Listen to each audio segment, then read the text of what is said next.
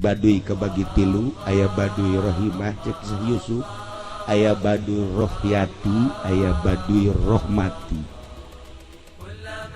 Baduy Rohimah, Baduy anu bakal arasuk Islam, nu bakal ngebantu di mana geus terjadi provinsi Banten 2, bakal terjadi peperangan, nu bakal dibantu ku Baduy Rohimah. Nah, para jamaah kaum muslimin wal muslimat rahimakumullah, ingat ieu teh engke jaga Baduy bakal jadi Kabupaten Baduy. Tambah kabupaten kedua Kabupaten Cigelis.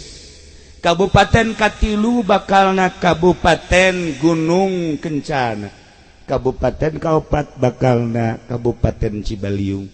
4 kabupaten insyaallah bakal memenuhi persyaratan jadi provinsi. Jadilah engke provinsi Ujung Kulon.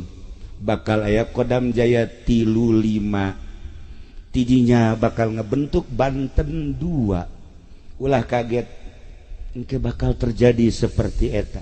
Iraha eta di mana geus timbul riwayat Syekh Yusuf anu nyaritakeun baheula teh deuk ditumbangkeun Baduy teh. Ulah cek Syekh Yusuf. Kabeh kaget kunaon make jeung diulah. Keuna nyarahoeun orang Banten bahwa di urang teh aya orang purbakala. Mun di Amerika aya Indian, lamun di Kalimantan aya Eskimo, lamun aya Dayak, lamun di Garut aya orang Padukuhan, lamun di Banten aya orang Baduy. Baduy kebagi tilu, aya Baduy Rohimah cek Syekh Yusuf, aya Baduy Rohyati, aya Baduy Rohmati. Baduy Rohimah, Baduy anu bakal arasuk Islam, nu bakal ngebantu di mana geus terjadi provinsi Banten 2, bakal terjadi peperangan, nu bakal dibantu ku Baduy Rohimah. Baduy nu kadua adalah Baduy Rohayati, nu hirup antara mempertahankan Islam jeung mempertahankan aslina kabaduyan, yakni sok disebut tradisi. Nu katilu adalah Baduy Ruhmati, otomatis rohna mati. Istimewa Syekh Yusuf ngomong teh hampir-hampir teu kaharti ku urang.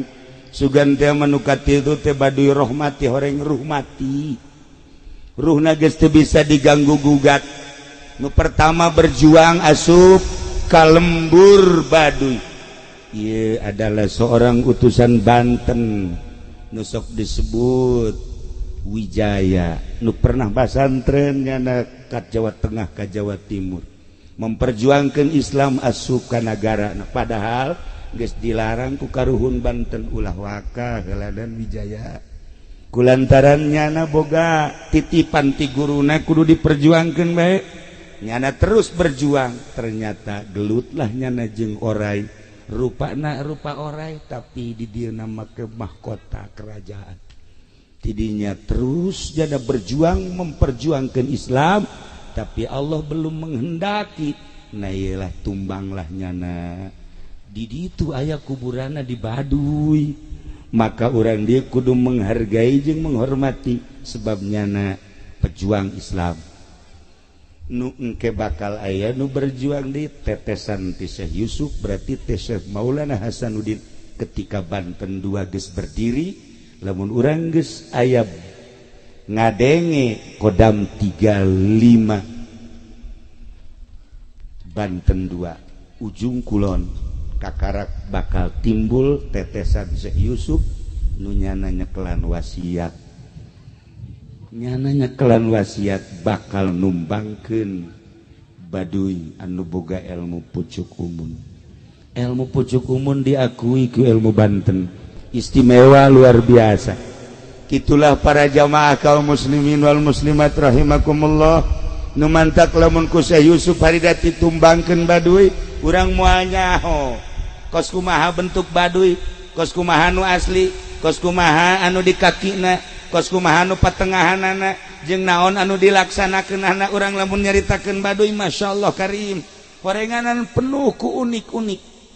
Nyaritakeun tentang Baduy aya di ilmu thariqah, moal keluar ti ilmu Thariqah Banten ngabeberkeun tentang perjuangan Islam di Banten nu bakal diteruskeun engke lawanna rupa-rupa aya 3 lawan engke bakalna salah satu Baduy Rohimah nu bakal babarengan jeung urang berjuang numbangkeun Baduy eta.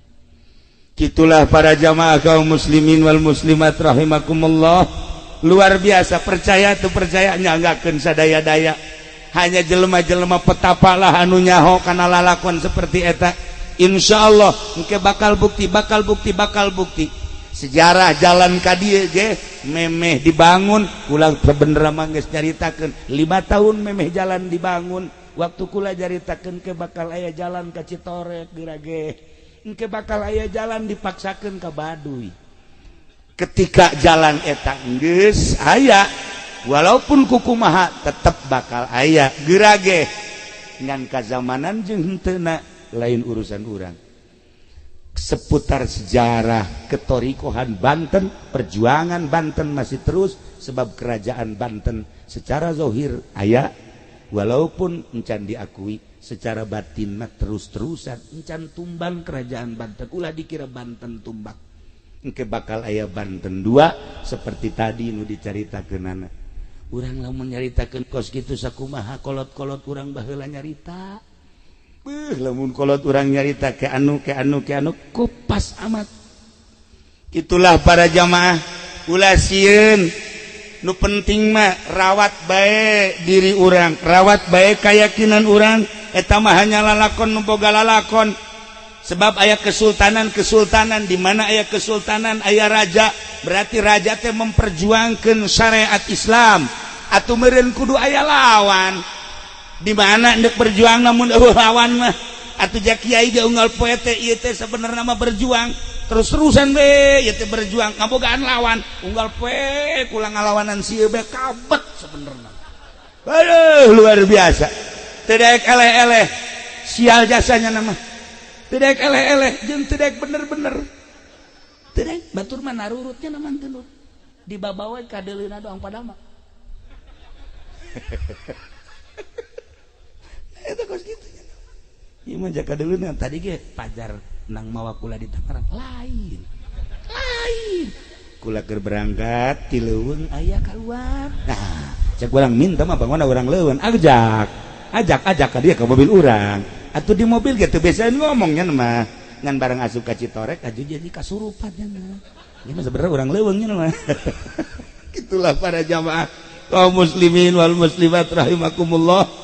Masya Allah karim horenganan ilmu teh rupa-rupa nu dicekel ku Kangjeng Nabi ilmu putih ilmu syariat ilmu Islam eta bae diteruskeun ku sahabat teruskeun ku para aulia Allah teruskeun ku para ulama-ulama berjuang teh make kitab Al-Qur'anul Karim di sisi eta aya nu memperjuangkeun ilmu-ilmu hitam kabelah dituna jadi tukang sihir jadi dukun atuh mangga bae eta urusan kos kitu mah masing-masing jang engke roh maka laluar menghadap Allah ieu atuh engke ge aya hidayah ya urang Baduy emang henteu loba kuari anu arasup Islam ja loba tapi di samping lobana urang Baduy nu asup Islam kapan urang-urang ge loba nu asup ka Baduy henteu bisa katahan tah kos kitu mah ja urang Tangerang ge aya anu kasulitan segala rupa susah bae cenah hirup aing ye daripada hese daripada mararat memaning hese sakarat geus aing mah maning ka Baduy bae nyoplokeun iman emang teu saeutik kitu anu arasup ka Baduy nyoplokeun iman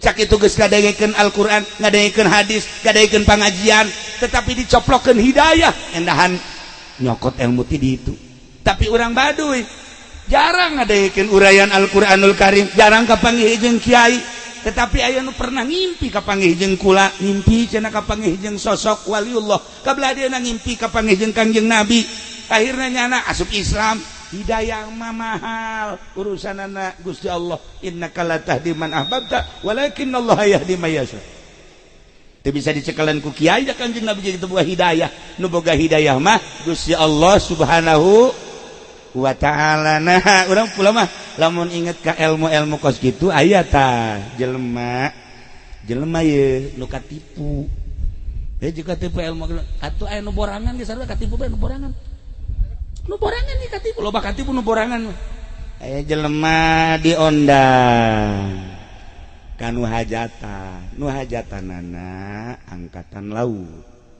nyana di imah teh teleponan jeung babaturanana maka setelanana naon si urang kondangan batik oke geus nyana make batik ngan di benak hatina lantaran angkatan laut makan make serba putih mawa nyana setelan putih-putih nu dipake di imah make batik jelema borangan makan hese akhirna mawa make batik nyana naik beca kan kulantaran hujan ngaririncik jadi batik dan teh memeh kabeca teh kahujanan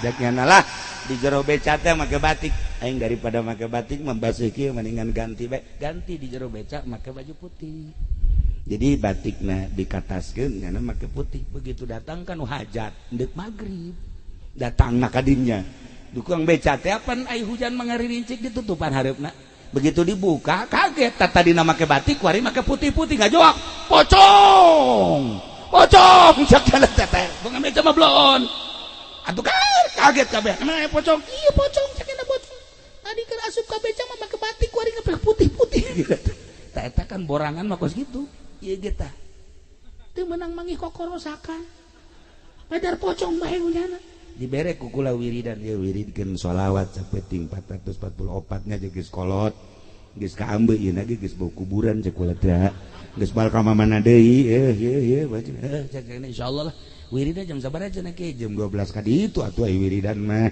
insyaallah di wirid ku nya kabeneran beurangna teh saya nu paeh beurangna tadi teh saya mau tatanggana nya mikiran mah sholawat ya aing dibaca kumaha mun pocong sholawat mah ini khusus kumaha geus kolot kieu masih kena borangan kena bae.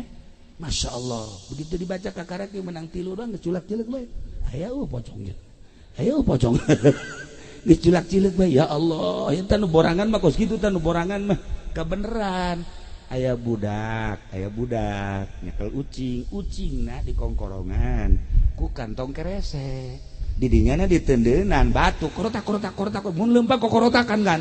Eta leumpang deui di hareupeun lawangnyana atuh langsung karak menang 11 doang sholawat dibuka ku jana langsung nangkep pamajikanan cek pamajikanna kunaon ka haji ngomong kana pocong di mana itu kok koretakan bae ditangkep kenceng jasa pamajikanna cek pamajikanna tek tunggal peuting gitu teh pocong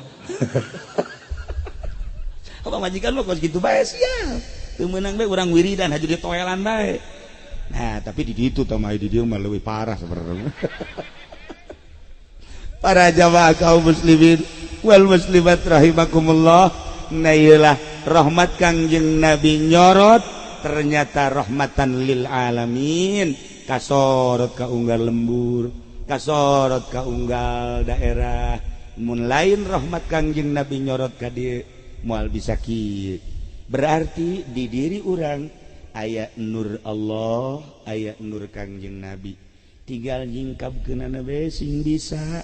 Abeh nur ilahi jeung nur Kangjeng Nabi bener-bener karasa ku urang. Kanyahoan geus karasana kumaha? Kanyahoan geus karasana pinuh ku adab, tata krama jeung daek ngalaksanakeun syariat. Ketika jelema aya tata kramaan bagus sesuai jeung Al-Qur'an, sesuai jeung hadis, ngalaksanakeun syariat, salatna, puasana, zakatna, hajina, mun nyana geus nisab eta berarti nur Kangjeng Nabi na geus kaciri. Tinggal ngabongkar rasana supaya karasa Kangjeng Nabi kurang hadirna di hate, supaya karasa nur Gusti Allah karasa di hate. Nah etalah supaya dibongkar, diperdalam deui. Kula mengamati di dia luar biasa. Di dia teh seakan-akan kos kerajaan, kos kesultanan. Lantaran geus aya adab-adaban. Mun urang nyaritakeun benda kerep Cirebon di pangjumaahan teh ieu barisan leluhur kiai. Barisan kedua ustad. Barisan katilu ieu adalah kitu bagian anak-anak. Barisan kaopat masyarakat tokoh. Barisan kalima dan selanjutnya. Ketika kiai ieu encan hadir nuanieun ieulah Cirebon kesultanan Cirebon benda kerep Kiai Soleh, Mbah Soleh, Kiai Muslim, Kiai Kaokab, Kiai Zaini, nu bapak kolot kula masantren di ditu. Nyaho sejarah benda kerep, nyaho deui ku ari lalakon di dieu ieu teh adab, adab kesultanan, adab kerajaan, tata krama seperti eta luar biasa. Berarti aya meureun kesamaan antara Kesultanan Cirebon jeung Kesultanan Banten diterapkeun di dieu. Malah di Bantenna nu eueuh ku hari. Malah di Bantenna sepi. Urang asup ka Banten aya adab teu aya. Urang asup ka masjid aya adab teu aya. Malah bercokol di Banten teh perebut. Wallahu alam naon diperebutkeunana. Nu jelas urang mah kuari bersyukur ka Gusti Allah masih kene aya tata krama jeung adab-adaban kesultanan, adab-adaban aulia-aulia Allah. Kitulah para aulia Allah. Henteu pernah we ka guru teh suul adab. Henteu pernah bae ka guru teh nganyerikeun, teu pernah, paling negor dengan penuh adab. Dengan adab seperti eta jelema bakal ditaekeun ku Gusti Allah. Dengan tawadu bakal ditaekeun ku Gusti Allah.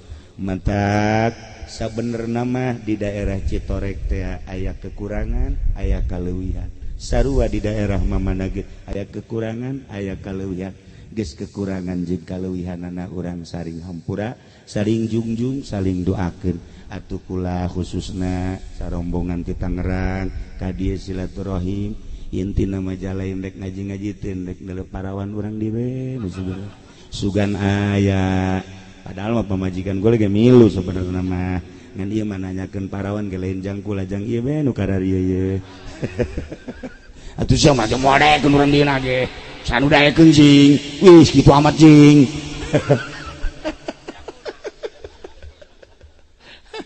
Itulah para jamaahnya jadi silaturahim antara kula jeung sarombongan jeung urang dieu ulah aya hijab ulah aya sekat kula urang dieu sarua pada makhluk Allah Subhanahu wa taala pada umat Kangjeng Nabi Muhammad sallallahu alaihi wasallam. Allah Allah